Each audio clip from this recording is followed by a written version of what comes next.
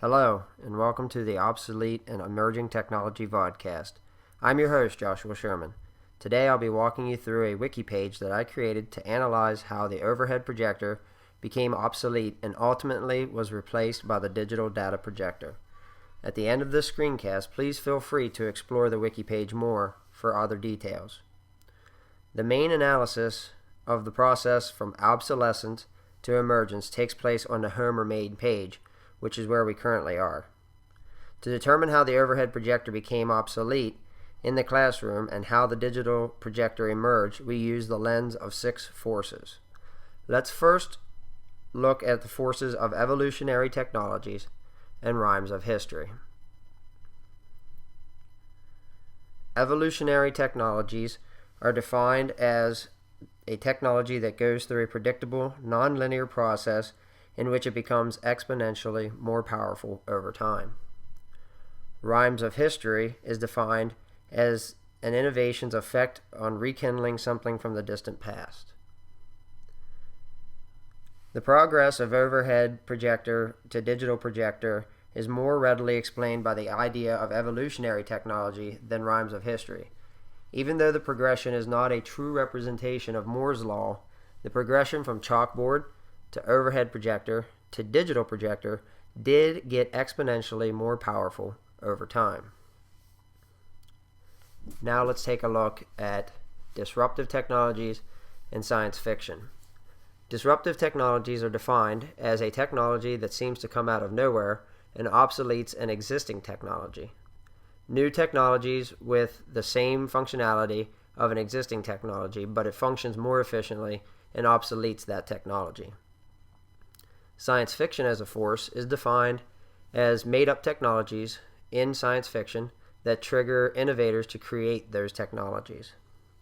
So, was either disruptive technologies or science fiction a force in obsoleting overheads or the emergence of digital projection? Well, the answer is yes and no. Overhead projectors were on an evolutionary path until the emergence of the wild card, the digital data projector, which emerged in the late 1990s. This new technology could be hooked up to a computer, which opened the world of projection up to motion, animation, and sound, features that the overhead projector could just not compete with. Science fiction played a lesser role, although movies such as Total Recall did advance the idea of digital television and projection at a time when CRT TVs were the king. Now let's look at increasing returns and red queens. Increasing returns are defined as two innovations that hit the market at about the same time. By chance, one technology gets locked in and drives the other to extinction. Red queens as a force can be defined as a huge competition between two technologies. In the process, all other competitors are left behind. So was either increasing returns or red queens a force that could be useful in explaining the emergence of the obsolete technology, the overhead projector, or the emergence of digital data projectors as a replacement? The two forces, known as increasing returns and red queens, did not have a tremendous impact on the obsolescence of the overhead or the emergence of the digital data projector.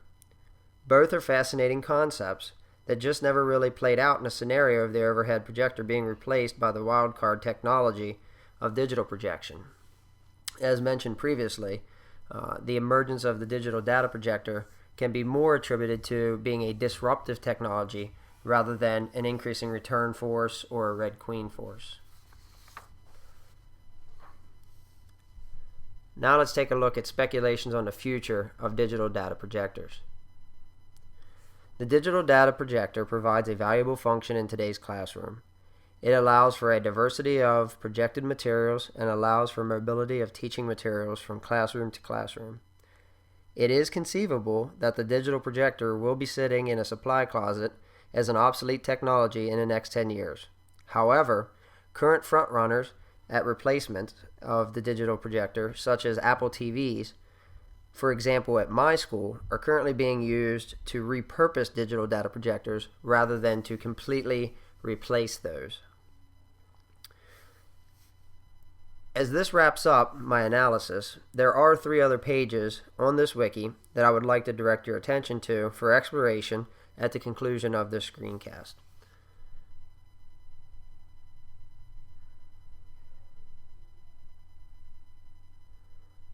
First is the interviews page.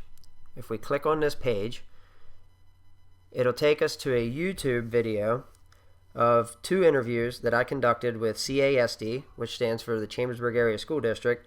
I have an interview with one decision maker, which comes first, Christine Walgemuth, and one end user of technology within the Chambersburg Area School District, Stephen Onamastico, which is the second interview in this video.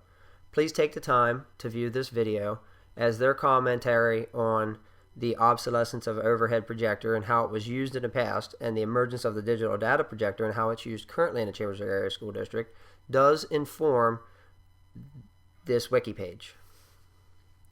Second is the McLuhan's Tetrads page.